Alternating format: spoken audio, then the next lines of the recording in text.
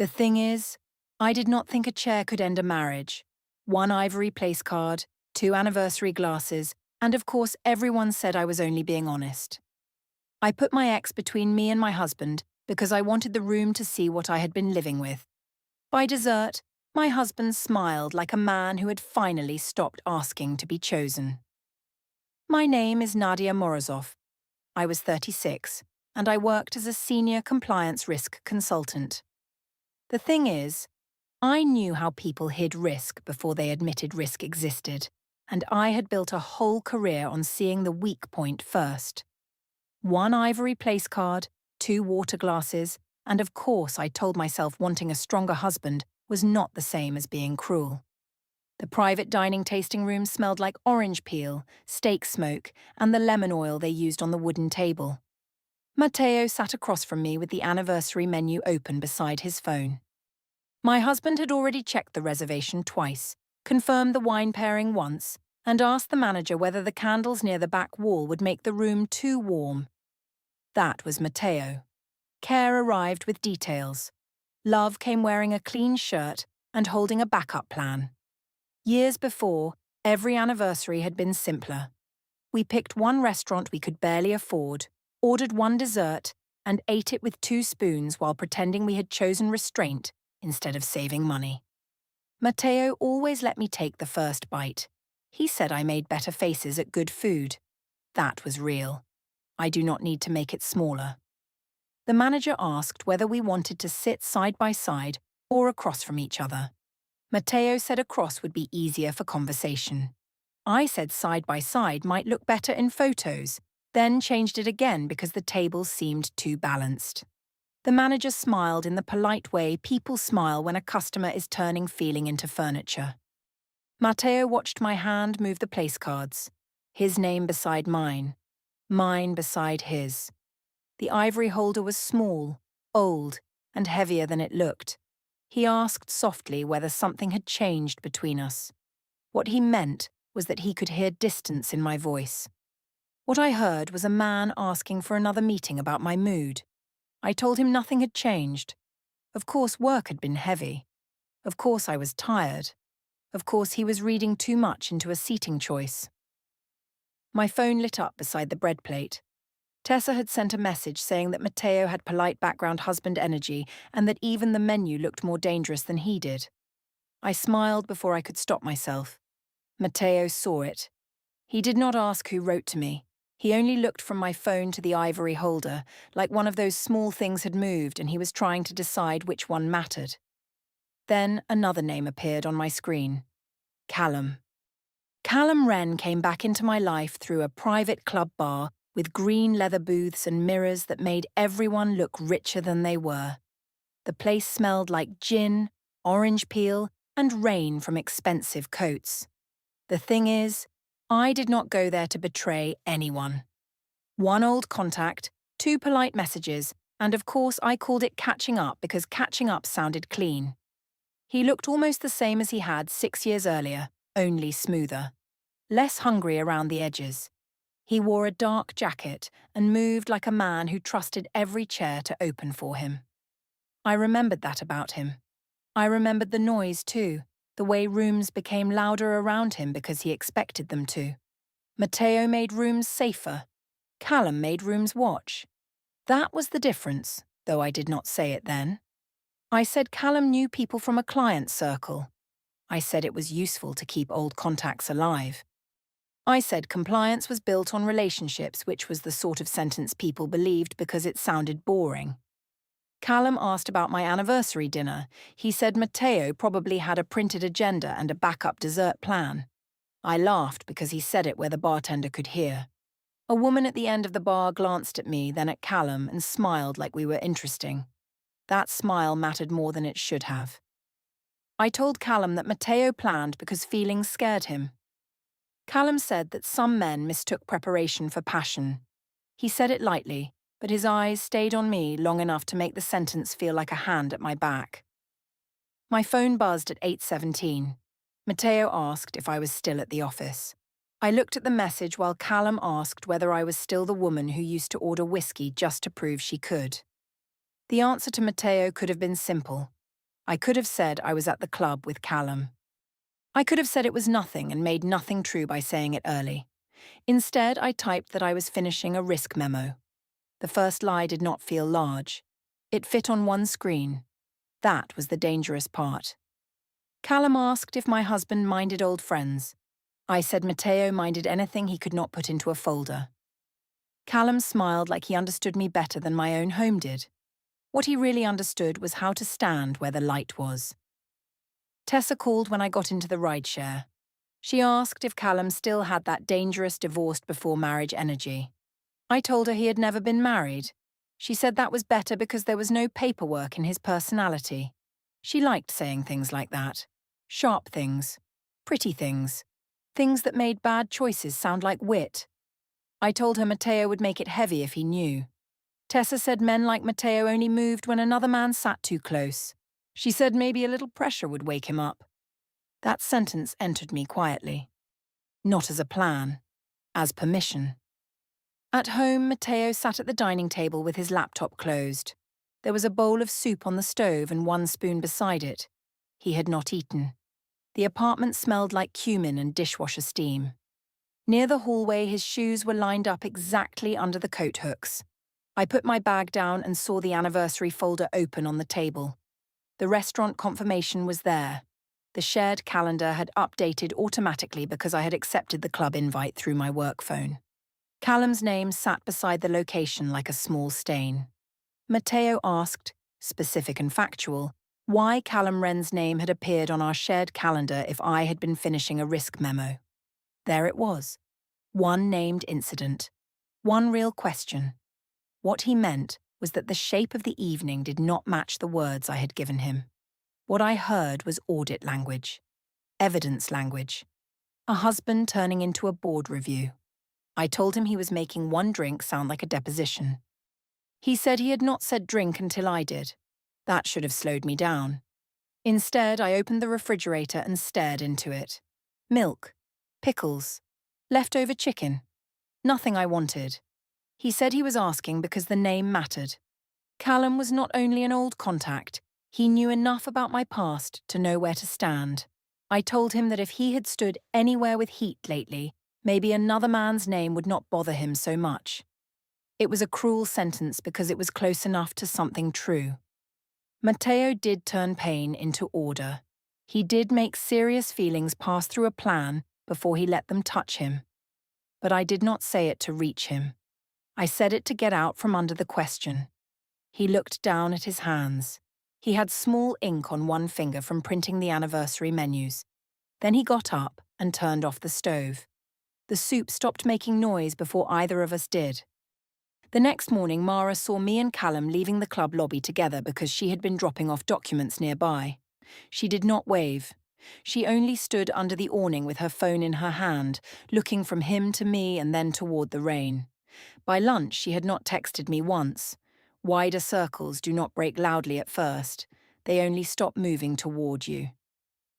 Mara's family brunch was the kind of Sunday gathering that made everyone pretend food could soften what people had already heard.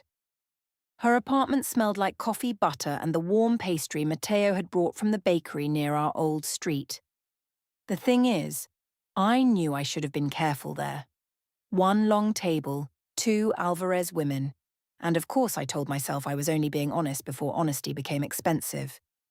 Mrs. Alvarez hugged me at the door and held me a second longer than usual. She was small, careful, and warm in ways that made me uncomfortable when I knew I had been cold. Mara kissed my cheek, but her mouth barely touched the air near me. Matteo placed the pastry box on the table. He had remembered the almond one I liked. He had remembered Mara hated raisins. He had remembered his mother needed the softer kind because her tooth had been bothering her. His care moved through objects like always. Tessa arrived late with sunglasses on her head and a bottle of sparkling wine no one had asked for.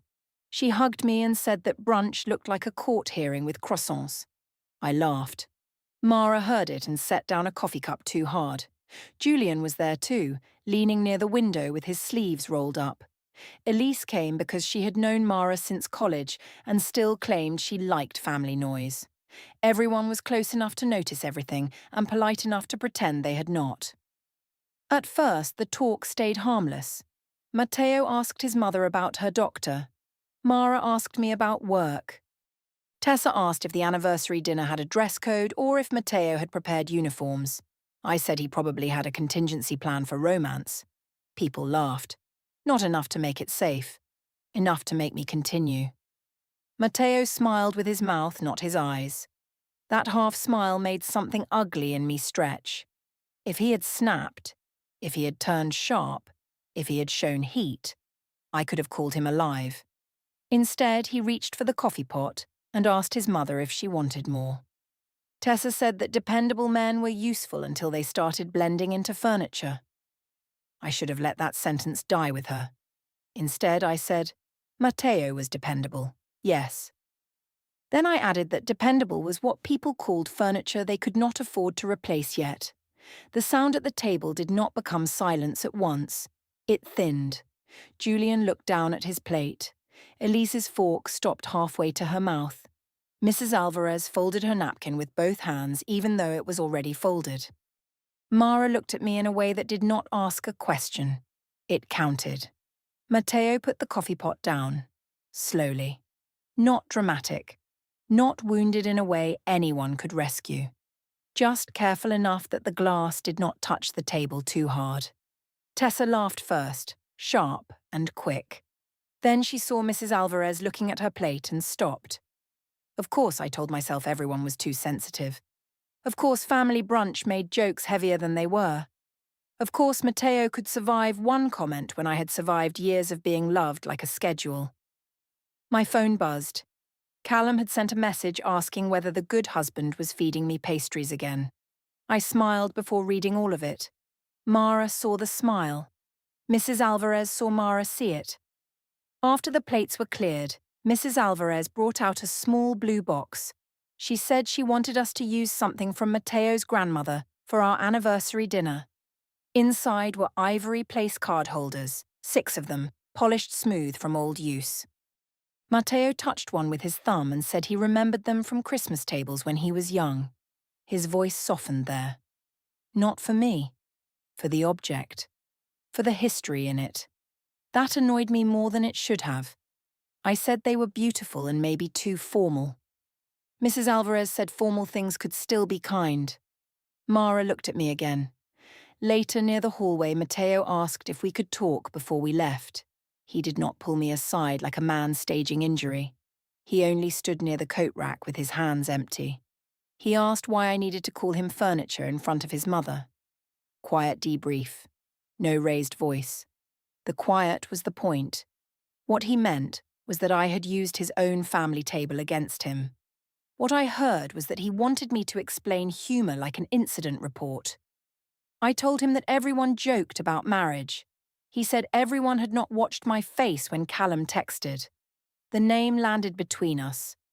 I said he was dragging Callum into family brunch because he could not handle one joke. He said he was naming the thing already sitting in the room. For 1 second I saw the pastry box on the table behind him. Almond flakes stuck to the cardboard. He had carried it across town because I liked one specific pastry. He had done that before being insulted, before being watched, before becoming the quiet man everyone was deciding how to treat. The thought opened, small and unwelcome. Then Tessa called from the living room asking if I needed rescue from the annual Alvarez Feelings Review. The door closed inside me.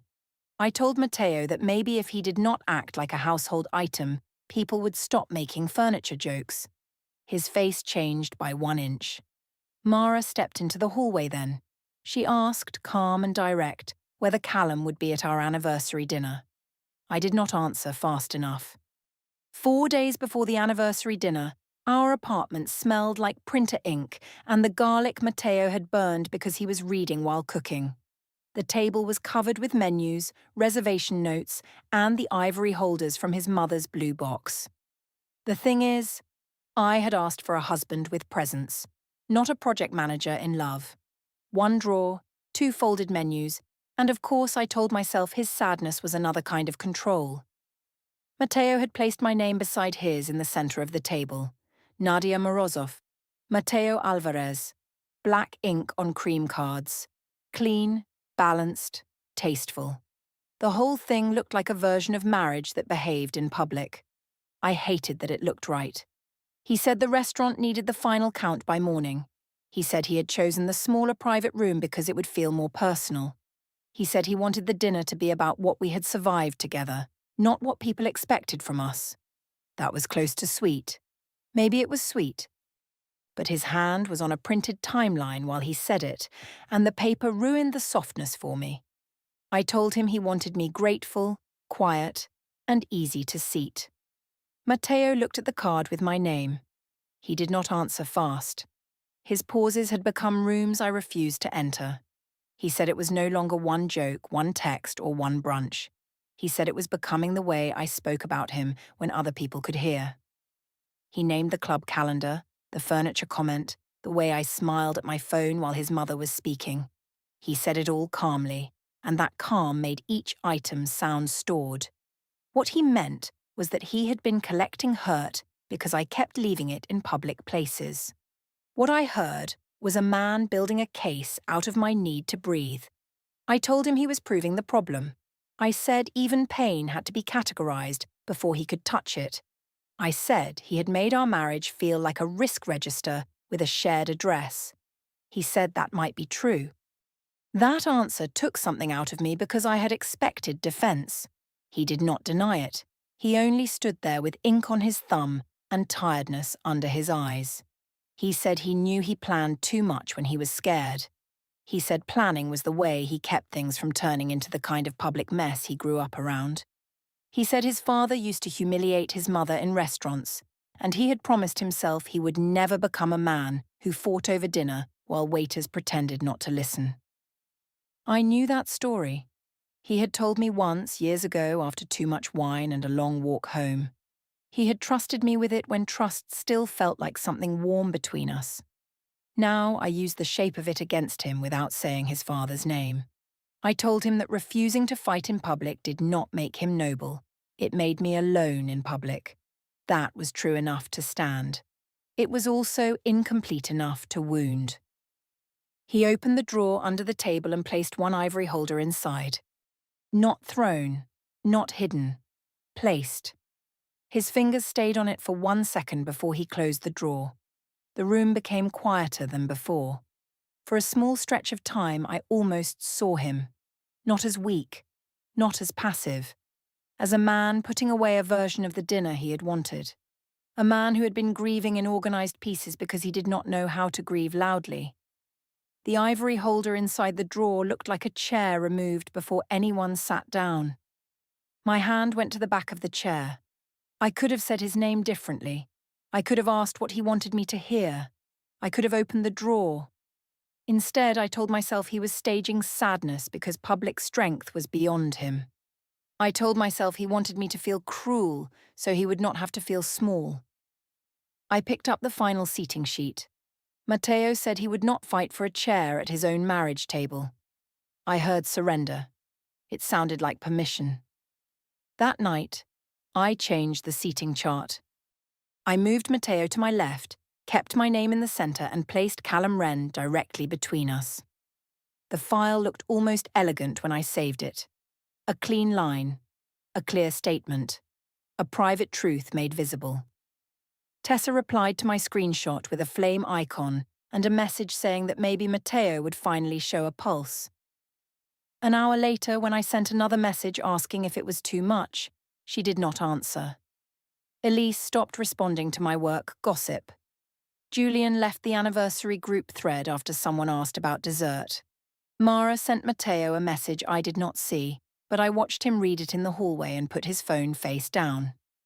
The next morning he made coffee and put my mug on the counter instead of carrying it to me. A small thing. A door inside the walls closing without sound. The private anniversary room had amber lamps, cream napkins, and a long table that made every place card look more important than it was.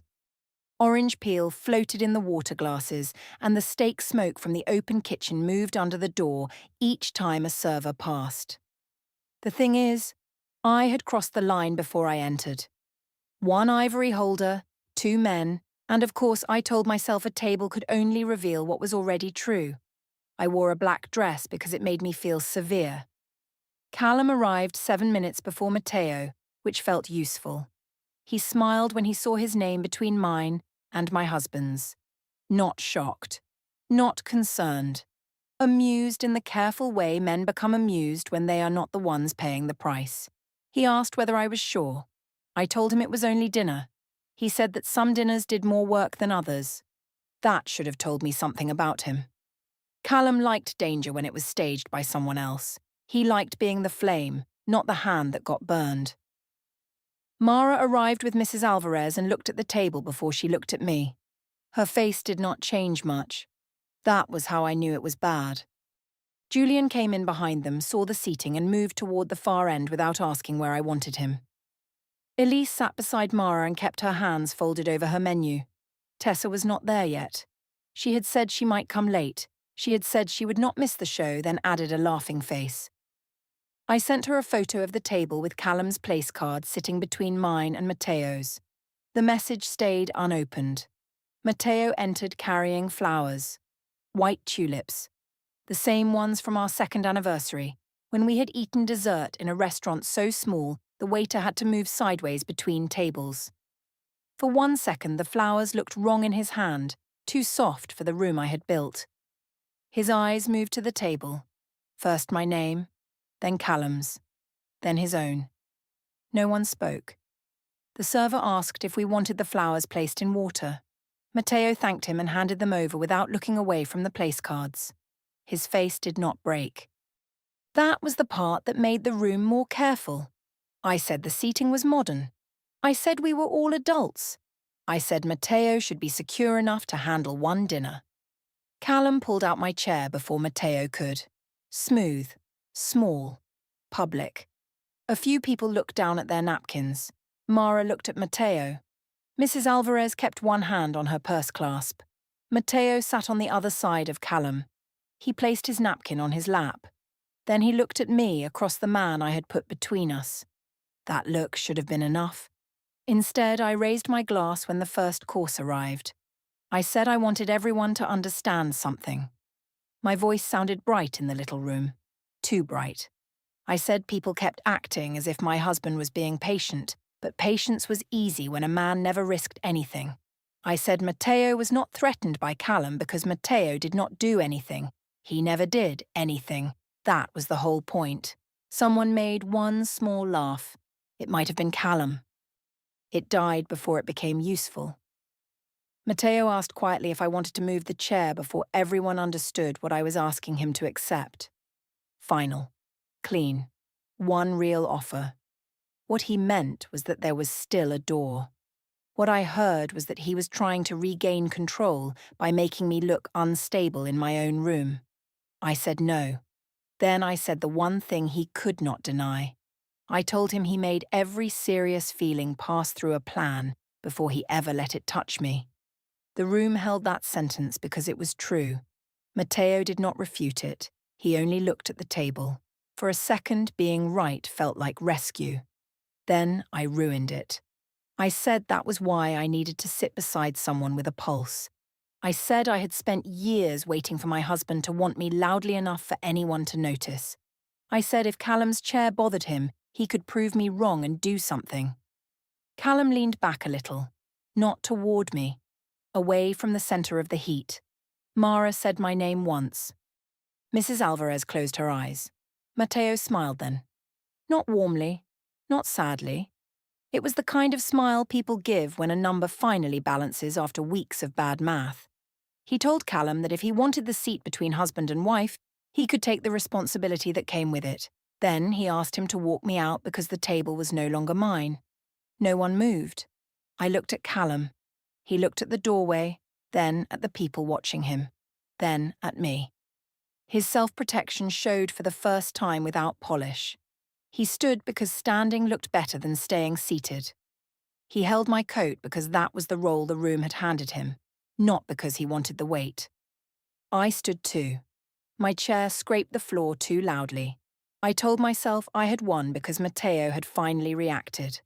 I told myself this was heat. Finally. Proof. Finally. A marriage with a pulse. Finally. But Matteo did not follow. He did not raise his voice. He did not ask me to come back. He sat at the table and folded my anniversary napkin once, then placed it beside the empty plate in front of my chair. Callum walked me through the corridor. He said nothing until we reached the restaurant entrance. Then he said that had been more intense than I had described. I told him Matteo had needed it.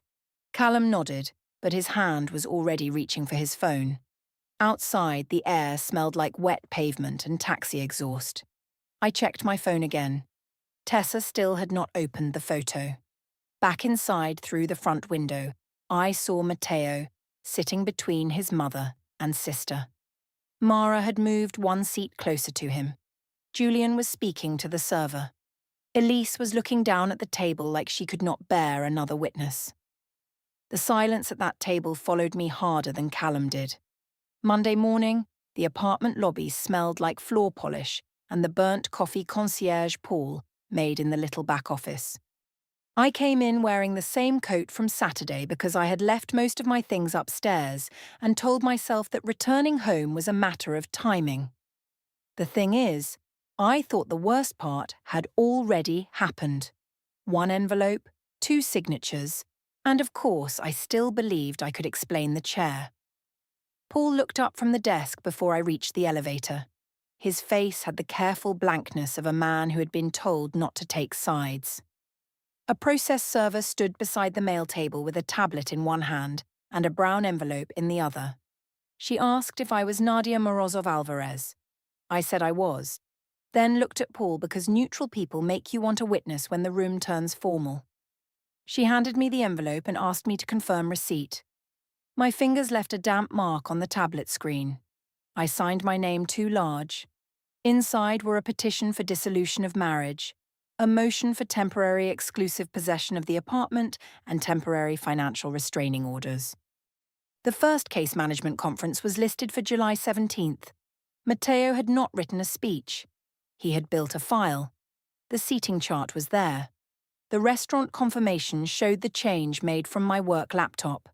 The photo I had sent Tessa showed Callum's ivory place card between mine and Matteo's. Mara's witness statement named the brunch, the dinner, and the moment Matteo asked me to move the chair. Callum's messages showed that I had invited him because I wanted Matteo tested. I told Paul that my husband was punishing me for one awkward dinner.